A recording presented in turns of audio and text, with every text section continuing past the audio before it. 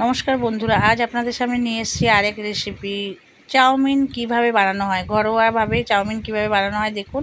আর আমি কিভাবে বানিয়েছি সেটাও আপনারা দেখুন। প্রথমে চাউমিনটাকে সেদ্ধ করে জল সেঁকে নিলাম। জল সেঁকে নেওয়ার পর কড়াইতে একটু তেল দিলাম। তেল দিয়ে পেঁয়াজ, আদা, রসুন সমস্ত কুচি পরপর দিয়ে একটু ভেজে নিলাম। ক্যাপসিকামও একটু দিলাম, ক্যাপসিকামটা দিয়েও ভেজে নিলাম। একটু হালকাভাবে ভেজে নেওয়ার পর চিকেন কুচি ছিল, চিকেন কুচিটা দিয়েও ভেজে নিলাম।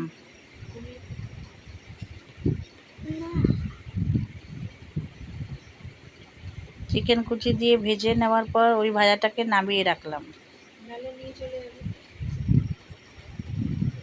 ভেজে রেখে নামিয়ে নিলাম।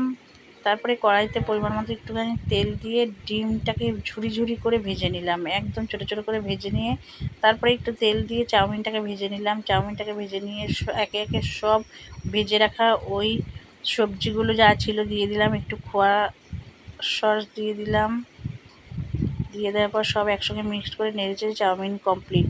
বন্ধুরা, আপনাদের যদি এই রেসিপিটি ভালো লাগে লাইক, কমেন্ট, শেয়ার করে সাবস্ক্রাইব করে পাশে থাকা বেল আইকনটি প্রেস করবেন।